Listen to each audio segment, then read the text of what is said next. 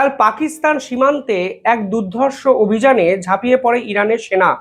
তারা আইএসআই এর মদতপুষ্ট এক নির্দিষ্ট গোষ্ঠীকে কিন্তু টার্গেট করে এবং এরপর তারা এই খবরটি তাদের স্টেট মিডিয়া মারফত আন্তর্জাতিক স্তরের কাছে কিন্তু উন্মোচন করে এবং তারা দাবি করে এই ঘটনার নেপথ্যে আসিম মুনিরের মতো প্রতারক আছে, যিনি দিনের পর দিন ইরান সীমান্ত দিয়ে পাকিস্তানের জঙ্গিদের ইরানে ঢুকিয়ে দেওয়ার চেষ্টা করছেন।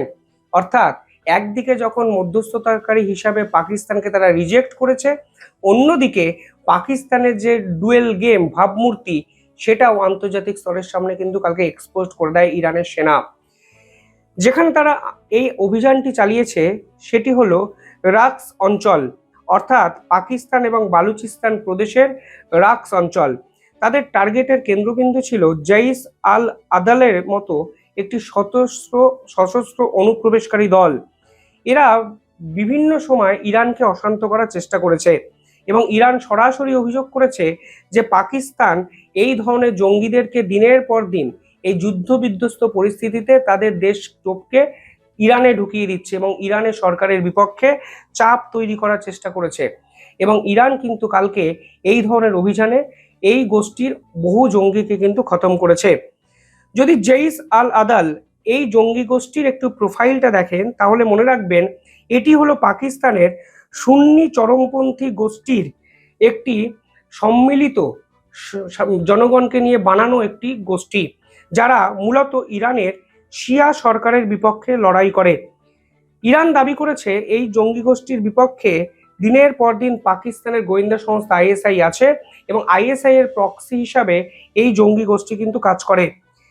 তারা এটাও দাবি করেছে যে এই জঙ্গি গোষ্ঠীর প্রশিক্ষণ হয় পাকিস্তানের বালুচিস্তানে এবং বালুচিস্তানের কাছাকাছি অঞ্চলে দিনের পর দিন এদেরকে সেফ হেভেন হিসাবে পাকিস্তান লালন পালন করে এবং প্রয়োজন অনুসারে তারা ইরানকে চাপে রাখার জন্য অনুপ্রবেশকারী হিসাবে এদেরকে ঢুকিয়ে ইরান সরকারের বিপক্ষে বিভিন্ন নাশকতার পরিকল্পনা করে। এই জঙ্গি গোষ্ঠীর নাম ভারতীয়দের সঙ্গে কিন্তু কানেক্টেড হয়ে যায়। 2016 সালে ভারতের যে কুলভূষণ যাদব কানেকশনে এই জঙ্গি গোষ্ঠীর নাম কিন্তু আমাদের সামনে আসে। 2016 সালে ইরানের সারবাজ এলাকা থেকে কুলভূষণ যাদবকে অপহরণ করেছিল কিন্তু এই জঙ্গি গোষ্ঠী জৈশ আল আদাল এবং পরবর্তীকালে এই জঙ্গি গোষ্ঠী কুলভূষণ যাদবকে আইএসআই এর হাতে কিন্তু হস্তান্তর করে দেয়। অর্থাৎ সেদিনই পরিষ্কার হয়ে গেছিল এই জঙ্গি গোষ্ঠী আসলে আইএসআই এর প্রক্সি গ্রুপ হিসাবে কাজ করে, যা ইরান কালকে আন্তর্জাতিক মঞ্চে কিন্তু দাবি করেছে। কালকে ইরানের স্টেট মিডিয়া এক্স্যাক্টলি আসিম মুনিরকে নিয়ে কি বলেছে একটু সকলে জেনে রাখা উচিত, তাহলে বুঝবেন ভারত এবং ভারতের গোয়েন্দা সংস্থা কেন ইরানকে বারবার পাকিস্তানের এই ডবল গেম নিয়ে সতর্ক করেছিল।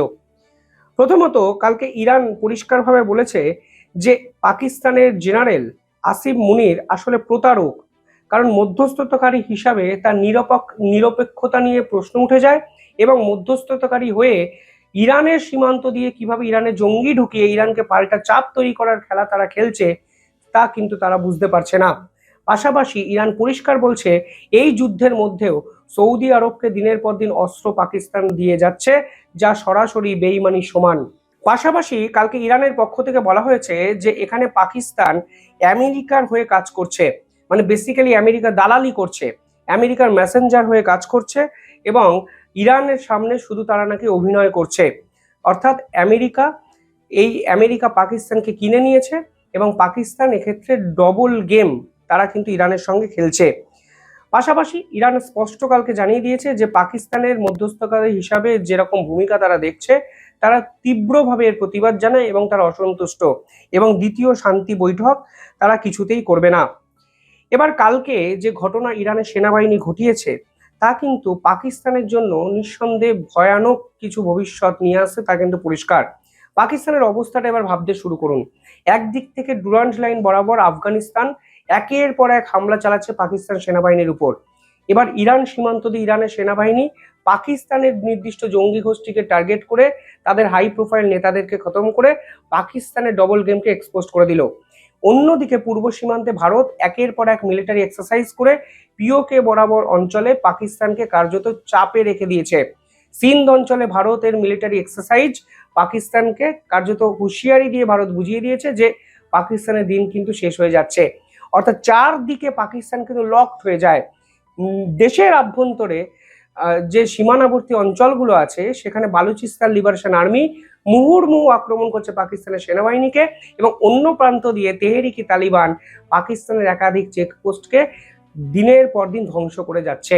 অর্থাৎ এতদিন যদি ভারত পাকিস্তানের সব থেকে বেশি ঘুম উড়িয়ে থাকে, তাহলে আজকের দিনে দাঁড়িয়ে পাকিস্তান কার্যত 5 থেকে 6টি গ্রুপের আক্রমণের সামনে দাঁড়িয়ে আছে। 6টি রাষ্ট্র, 6টি আলাদা আলাদা দেশ তারা পাকিস্তানের সেনাবাহিনীকে হুঁশিয়ারি দিয়ে রেখেছে। আর এই প্রেক্ষাপটে দাঁড়িয়ে পাকিস্তান আন্তর্জাতিক স্তরে সাজতে গেছিল ময়ূর, অর্থাৎ মধ্যস্থতাকারী। যে মধ্যস্থতাকারীর ভূমিকা নিয়ে স্বয়ং যে দুটো দেশ যুদ্ধ করছে তারাই প্রশ্ন কিন্তু তুলে দিল। সব মিলিয়ে যদি আপনারা দেখেন তাহলে দেখবেন এই অঞ্চলের আঞ্চলিক যে নিরাপত্তা এবং স্থিতিশীলতা তা কিন্তু কালকের এই ঘটনার পর বড়সড় প্রশ্নের মুখে পড়ল। পাশাপাশি এই মুহূর্তে দাঁড়িয়ে ইরান পরিষ্কারভাবে আরও নতুন 15 থেকে 16টি শর্ত আরোপ করেছে, এবং তারা পরিষ্কার বলছে যে আমেরিকার দাবি তারা কোনোভাবে মানবে না, এবং তারা পরিষ্কার বলছে যে আমেরিকা মিটিংয়ে বসার আগেই যে ধরনের আচরণ করছে তা ইরানের পক্ষে মানা সম্ভব নয়। এই মুহূর্তে দাঁড়িয়ে পাকিস্তানের 3টে সীমান্ত, অর্থাৎ ভারত সীমান্ত, আফগানিস্তান সীমান্ত এবং ইরান সীমান্ত, 3টে সীমান্তই কিন্তু অশান্তকর হয়ে উঠল, এবং পাকিস্তান সেনাবাহিনী আলটিমেটলি শত্রুপক্ষ দ্বারা নিজেদের মানে শত্রুপক্ষের বাইরের যে সীমানাবর্তী অঞ্চলে তা দ্বারা কিন্তু তাদেরকে ঘিরে নেওয়া হলো। এটা প্রমাণ হয়ে গেল কালকের এই ঘটনার পর। ফলে আলটিমেটলি আজকের দিনে দাঁড়িয়ে যদি ভবিষ্যৎ আপনারা ভাবেন তাহলে দেখবেন পাকিস্তান যেভাবে আগুন নিয়ে খেলাটা শুরু করেছে, আজকের দিনে দাঁড়িয়ে সেই আগুনে তারাও পুড়ে ছাই হচ্ছে, এবং তাদের সীমানাবর্তী অঞ্চলে তাদেরই একদা বন্ধু রাষ্ট্র, অন্যতম বন্ধু ঘনিষ্ঠ মুসলিম রাষ্ট্র ইরান কালকে কাঁপিয়ে দিয়ে চলে গেল। ফলে আসিম মুনির এই প্রেক্ষাপটে দাঁড়িয়ে কি করবেন সেটা কিন্তু সব থেকে বড় প্রশ্ন যেমন আছে, ঠিক সেরকম ভাবে আমেরিকা পাকিস্তান বিপদে পড়লে বাঁচাতে ছুটে আসবে কি, এই প্রশ্ন কিন্তু থেকে যায়। কারণ মাথায় রাখবেন কিছুদিন আগে আরেকটি রিপোর্ট সামনে এসেছিল, সেখানে আবার বলা হচ্ছিল চীন ইরানকে দিনের পর দিন অস্ত্র পৌঁছে দিচ্ছে পাকিস্তানের আভ্যন্তরীণ সুড়ঙ্গকে কাজে লাগিয়ে। অর্থাৎ এই পাকিস্তানের ভূমিকা কিন্তু আন্তর্জাতিক স্তরের কাছে সম্পূর্ণ ফিসি। তারা কি করতে চাইছে, কেন করতে চাইছে, ভবিষ্যতে কি বিপদ তাদের দেশের দিকে ধেয়ে আসবে, কোনো সমীকরণ কিন্তু তারা মাথায় রাখছে না।